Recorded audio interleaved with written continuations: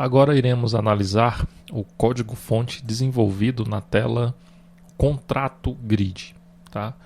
Então aqui no pacote com.t2tirp.contratos.cliente eu tenho aqui a classe Contrato Grid. Nessa tela são mostrados todos os contratos cadastrados no sistema, ok?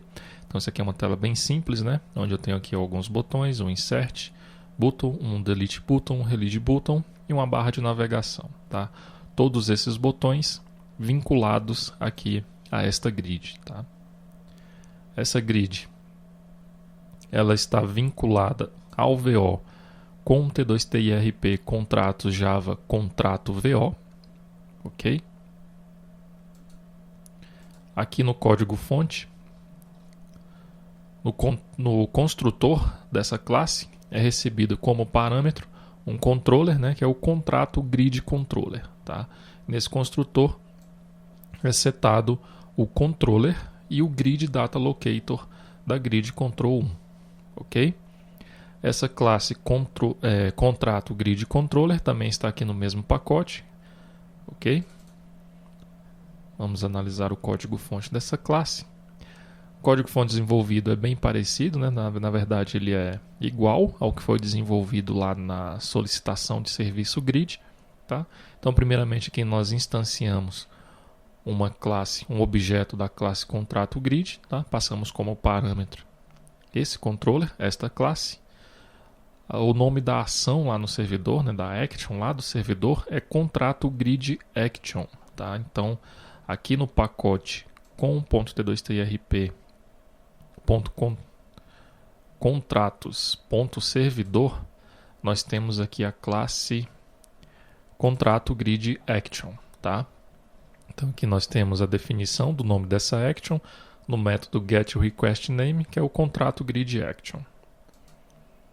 Aqui no método loadData, é um método padrão, né? Foi desenvolvido da mesma forma que lá na tela solicitação serviço grid. Eu informo aqui qual ação será executada, no caso uma ação de load, e solicito a requisição para o servidor através do método getData da classe clientUtils, ok? Então aqui no lado do servidor, no método executeCommand, será identificado qual ação será executada. No caso, a ação a ser executada é uma ação de load, tá? Então vai ser executado aqui o método load. No método load, eu vou buscar no banco de dados todos os contratos cadastrados no sistema, ok?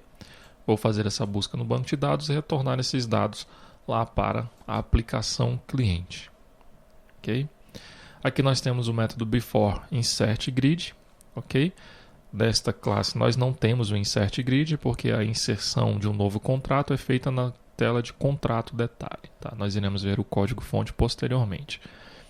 Então, quando o usuário clicar no botão de Insert, nós iremos instanciar um novo objeto aqui da classe contrato detalhe controller, passando como parâmetro a grid, que é a contrato grid, e o valor nulo, ok? Uma string nula.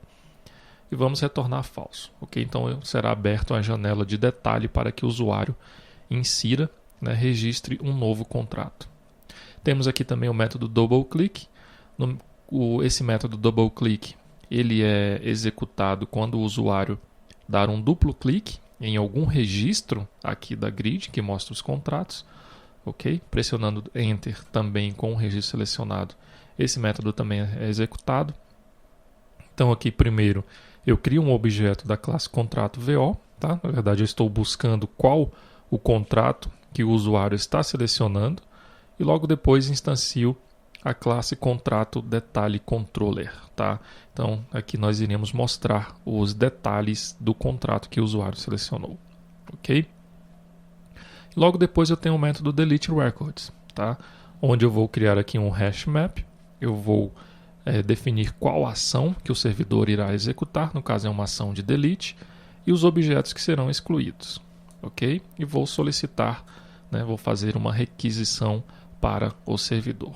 Aqui então do lado do servidor foi identificado que é uma ação de delete e vai ser executado então o método delete.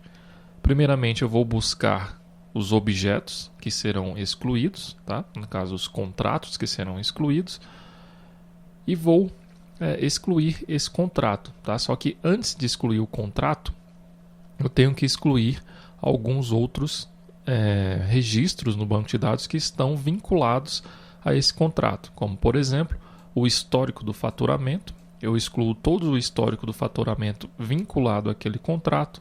Eu tenho que excluir também os históricos de reajuste. Então, eu excluo todos os históricos de reajustes que estão vinculados a este contrato e excluo também todas as previsões de faturamento que estão vinculadas a um determinado contrato, ok?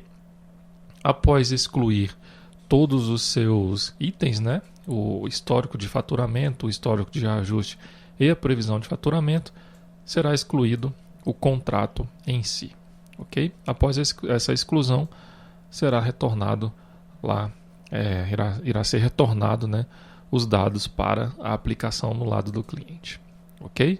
Bom, então esse é o código que foi desenvolvido para a tela Contrato Grid.